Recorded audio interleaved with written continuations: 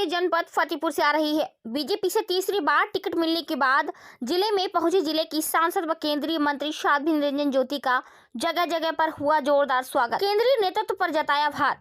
बता दें, यूपी के फतेहपुर जिले में आज तीसरी बार लोकसभा चुनाव के टिकट मिलने के बाद पहली बार सांसद व केंद्रीय मंत्री साध्वी निरंजन ज्योति के आगमन पर कार्यकर्ताओं के द्वारा फूल माला पहनाकर जोरदार स्वागत किया गया। वहीं उन्होंने केंद्रीय नेतृत्व पर आभार जताते हुए कहा कि जिन्होंने मेरे फतेहपुर वासियों के ऊपर विश्वास जताते हुए तीसरी बार मुझे यहां से प्रत्याशी बनाया है। मुझे अपने प्रत्येक कार्यकर्ता पर विश्वास है और गर्व भी है कि 2014, 2019, 2017 विधानसभा, 2022 विधानसभा जिस तरह कार्यकर्ताओं ने लगकर जिताया है, मुझे उम्मीद है कि केंद्रीय नेतृत्व को मेरे जनपद की जनता निराश नहीं करेगी। 2014 से 2024 तक यह 10 साल जितना भी मेरे से बना, इस फतेहपुर जनपद को आगे बढ़ाने का जो मूलभूत सुविधा थी उनका निराकरण करने का प्रयास किया है। सरकार, प्रदेश और केंद्र सरकार के माध्यम से मैं पुनः केंद्रीय नेतृत्व की आभारी हूं कि मुझ जैसे व्यक्ति को तीसरी बार विश्वास जताते हुए प्रत्याशी के रूप में घोषित किया। वहीं अखिलेश यादव के बयान पर केंद्रीय मंत्री साध्वी निरंजन ज्योति ने पलटवार करते हुए क्या कहा, यह जरा आप भी सुनिए।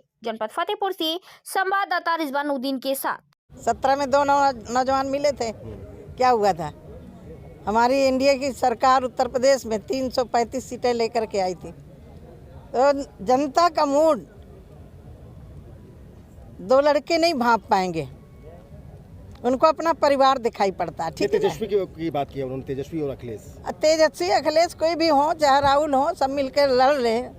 पहले भी लड़े हैं, यहाँ भी गठबंधन से ही लड़े थे और एक बड़ी दोनों पार्टियां थी, बसपा और सपा दोनों लड़ी थी।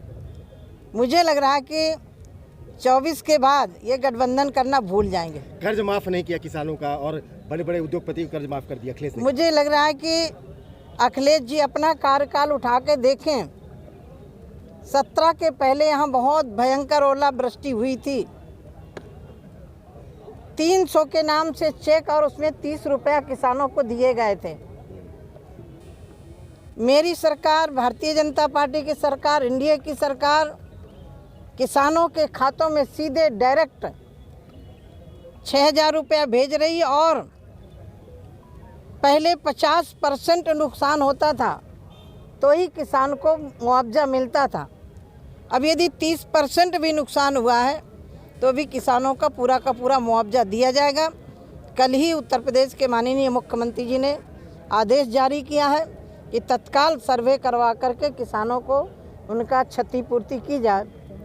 मैं आज अपने जनपद के लिए जो भी मेरे से बनेगा आगे के लिए, मैं ज़रूर यहाँ के नागरिकों को सुविधा देने के लिए प्रयास करूँगा। अखिलेश जी इतने गुस्से में क्यों हैं? लगातार वार कर रहे हैं बीजेपी। अभी 24 के मैं सबसे पहले प्रदेश और केंद्र के नेतृत्व का आभार व्यक्त करती हूँ, जिन्होंने मेरे फतेहपुर वासियों के ऊपर विश्वास करते हुए तिबारा मुझे यहाँ से प्रत्याशी बनाया है।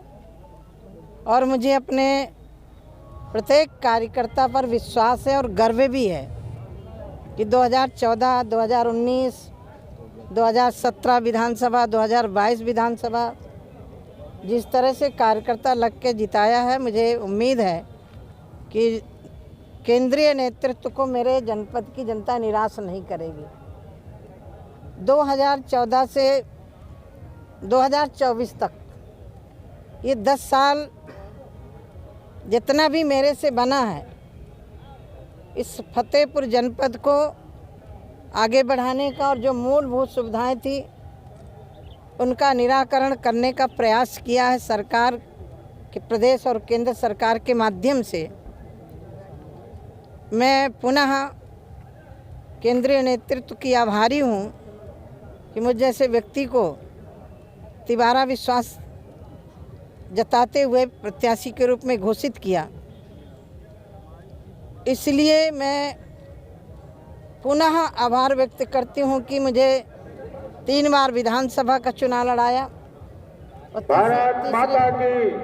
तीसरी बार लोकसभा के प्रत्याशी के रूप में घोषित किया है। अखिलेश यादव का एक बयान आया है कि 2 नौजवान अगर एक साथ मिल जाएंगे तो तख्ता हिल जाएगा। पिछले भी तो मिले थे यहाँ, 17 में 2 नौजवान मिले थे, क्या हुआ था? हमारी एनडीए की सरकार उत्तर प्रदेश में 335 सीटें लेकर के आई थी। तो जनता का मूड